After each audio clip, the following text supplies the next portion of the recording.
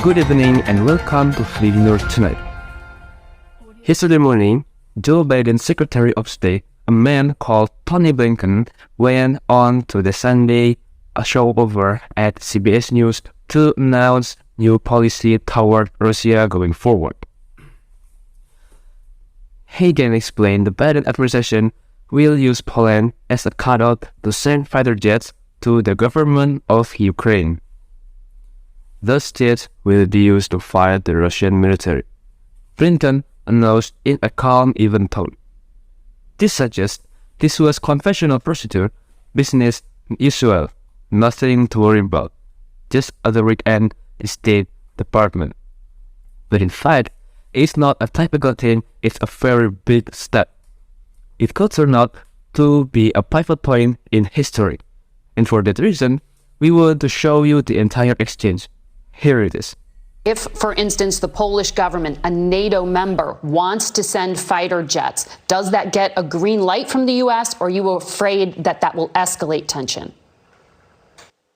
No, that gets a green light. In fact, we're talking with our Polish friends right now about what we might be able to do to backfill their needs if, in fact, they choose to provide these fighter jets to the Ukrainians. What could we do? How can we help to make sure that they get something to backfill the planes that they're handing over to the Ukrainians? Are you afraid that will escalate tension, as the scripture? Because even a CBS News anchor knows that sending fighter jets to a war usually does that. No, replies Tony Blinken. That gets a green light. It's a remarkable exchange. What do we watch here? Apart from a conversation between two incredibly shallow people who have limited contact with reality, well, we are watching is the beginning of a war between United States and Russia. If that sounds stirring, what else would you call it? They may support everything that Tony Blinken just said. Maybe you do support it, but let's talk. Why about what's happening? Let's be as honest and clear, right? This we can beat, especially now, because it matters. The Biden administration just inserted itself with force into the middle of a hot war between two foreign powers. That means he lied. States is now an active participant in a war. We are at war with Russia. Whether or not the war has been officially declared, whether or not Congress is authorized that war, all of that is irrelevant. That war is happening right now. As we walk, why is don't want to Washington saying anything about this? Because they support it. They always have almost 5 years ago, way back in 2017. Congressman Eric Swalwell of California came on this show for other Russia game debate. One of many, he came to let us know how Vladimir Putin had gotten Donald Trump elected president. It was all as stupid as you remember it, until the end of the interview where Swallows said something odd. And it's interesting, Swallow explained it because Putin had installed Donald Trump secretly in the White House. The United States should know what? Do everything can to expand NATO's role. In other words, we should let Ukraine join NATO. That's odd. Why would he say that? Why would a policy so seemingly obscure NATO? Ukraine, what? Why wouldn't that be a priority for some forgettable congressmen from the East Bay or Siberia? Because getting Ukraine to join NATO was the key to inserting war with Russia. We didn't get an anytime. Now it's obvious. But we are Putin just invaded Ukraine because he didn't want Ukraine to join NATO. Putin certainly into other motives as well. People always do have multiple motives. But that's the main reason. Russia invaded. The Russians don't want American missiles on their border. They don't want the hostile government next door. Now, that's true. Whether you are allowed to say them public right now or not. It has been true for a long time. A lot has been written about this over many years by serious people. No one was anything, and his Hannes will tell you Putin invaded Ukraine simply because he's evil Putin. Maybe he fully certainly seems to be, but he also has specific motives in doing that. Whether or not you agree with those motives, that's irrelevant. Those are the facts. So with those facts in mind, the Bible administration behavior in the days before Ukraine invasion tells you a lot about what motivated them with Russian troops mass. But the thousand on the Ukrainian border. Joe Biden said Kamala Harris, the least capable diplomat in Washington, to explain America's policy to European heads of state at a public press event at the Phoenix Security Conference.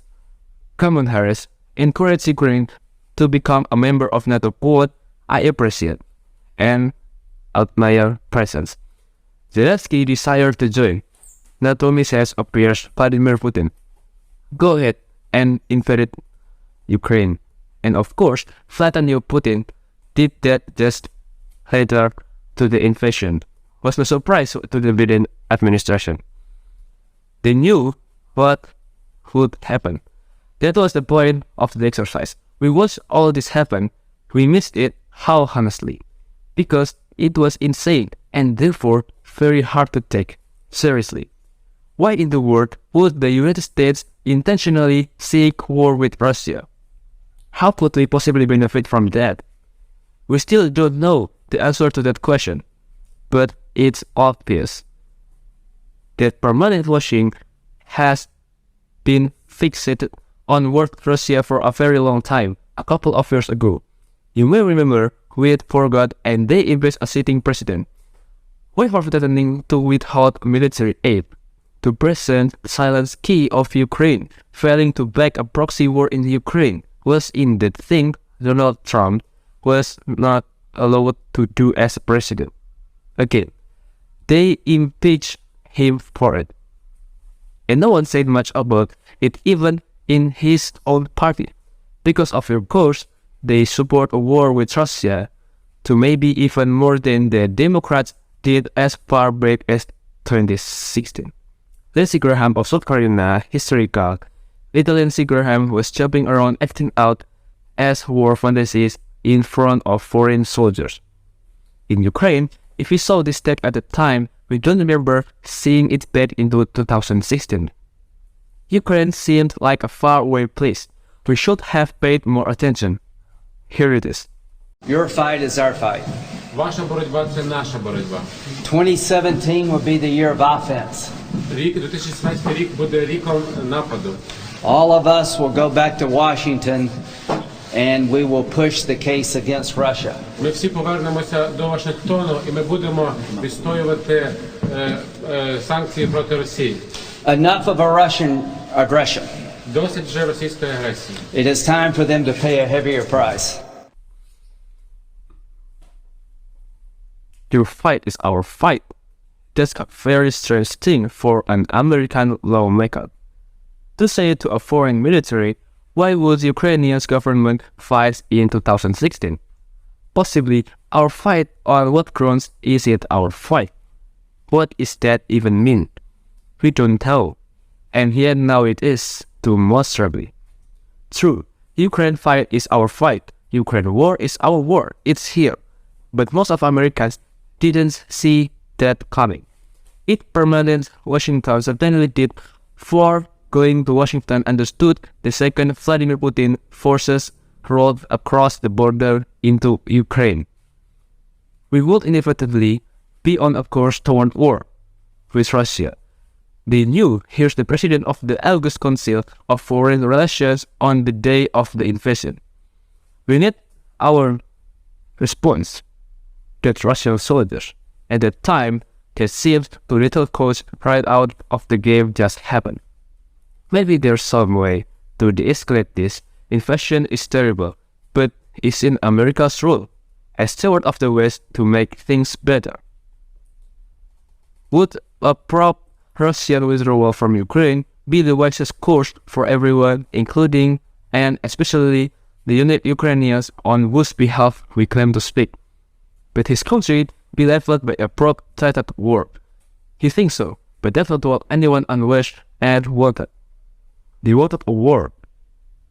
And now they have one. So where's this going? That's the question for the rest of us. Who would know rule and making these decisions? Well, it's worrisome. You should keep in mind that the US government is currently run by the same people who planned the Afghanistan withdrawal. The ones who thank the US dollar, the people who run Baltimore, the ones who try to send crack pipes to the junkies. These are people with a long history of destroying things and no history of building anything. So a lot can go wrong. They tell us Putin flat in there, Putin is embarrassed. We'll take that at face value. We know that Putin is thousands of nuclear weapons. Putin has said that if he push, he will use nuclear weapons. Could be wise to beat him, Harry Casey. Honestly, just believe him. Cassianos is a foreign policy analyst in Washington. Like a lot of people in his business, he regularly participates government-sponsored working games. These are designed to map out what would happen if various countries fell into conflict with one another a couple of years. Not long ago at all, Cassianos participated in working predicate on a war with Russia. He wrote about this the other day, the Federalist quote. In the course of what we call the NATO-Russia War of 2019, we estimate 1 billion people died, 1 billion. And if we aren't careful, what happened in this simulation could happen. If a native Russia war erupts over Ukraine, that war is disrupted. The fact that no one in charge seems to worry about where this could go should concern you quite a bit. The nuclear war is not the only risk. The economic consequences of this were already profoundly history-changing. Actually, and if you don't believe it, check out commodity prices. They're out of control, with this up nearly 60%. Over last year, that's the highest price ever recorded for. We know good news. If you plan to eat and it won't get better brushes on of the largest fertilizer producer in the world. So for example, a ton of urea fertilizer that cost American farmers $265 per ton last January now goes for $846 this year, and thanks to assumptions that I will get much higher. No one who farm has ever seen anything like this. You probably don't farm, but you do buy groceries. It will be obvious to you soon. In fact, thanks to the Biden's foreign policy, everything that you buy is shooting up in price, and shockingly, fast gasoline is now higher it's ever been in the history of gasoline. In Los Angeles, it's selling for $7.29 a gallon. So if you make under 100 grand a year, and most people in this country do that qualifies as a crisis for you, but the people in charge is not high enough. If they make it worse, their latest idea that a lot of people seem to be buying is the way of moral obligations. Somehow stop buying Russian oil. It's tainted. Okay, what would happen if we did that? Well, need to say oil prices would jump like it over $150 per barrel. Even higher price for you. But then if that boy cuts bread and moral boy cuts them to and you are joined in freckle your sheep dog, we'll talk to someone in the energy business this morning. Energy traders to get a little perspective on this. He said he thought out boycott of Russian energy would cause good and about an absolute global disaster. That means recession, depression, uncontrollable inflation, and the rest economic devastation to us and our allies. And at that point, in fact, we are already there. We'd be forced to make up the difference by getting more oil from other countries, because we need the energy batteries aren't gonna supply it. So those countries build, let's see, they would be a pretty clear Iran, Venezuela, to repeat energetic moral boycott, we become more dependent on Saudi Arabia. Sri Lanka, Iran, Rostak, and the Jurov Venice.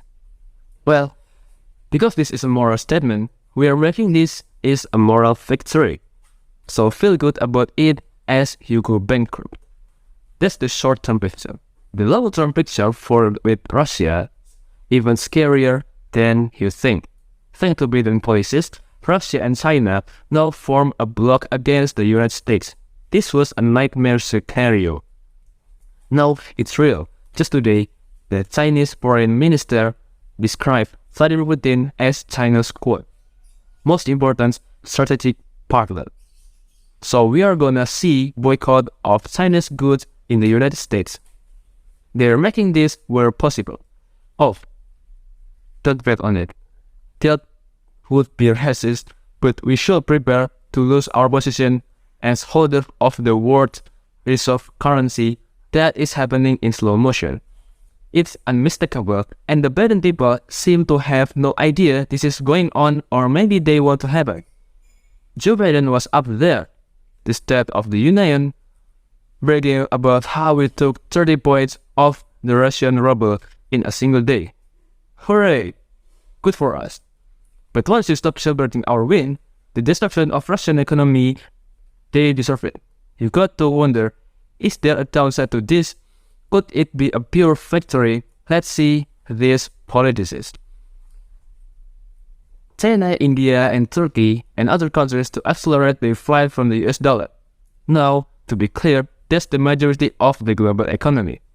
This may be the most reckless and destructive thing any American president has ever done the United States if he were in Ukraine ended tomorrow. We would live with the consequences of that loss in the US dollars. The rules of currency for the rest of our lives known in Washington is even acknowledging. This is happening. So looking for moral victories to win, and the companies love it, they woke companies. Apple, MasterCard, lots of American companies are taking victory lap for their role is punishing Russia. Great, punish Russia. We are not against that. But you've got to wonder, you just seen a handful of corporations crashing country and impoverished citizens. Indiscriminately, that country is Russia. It's most of us aren't even thinking about the president. It's set for fight with it. Who cares? But is it possible? These same techniques might be used someday against some place or somebody that you care about one of fun morning.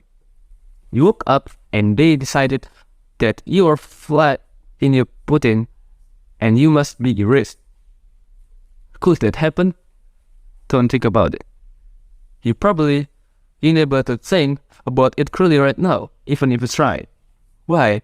Because there's a moral panic in progress for the record. This is the third moral panic we have had in the United States of America in less than 10 years. You don't want to live in a country in which moral panics break out regularly, by the way. Moral panics diminish it. The people engage in them and hurt. The people who don't, they are degrading, they're crazy.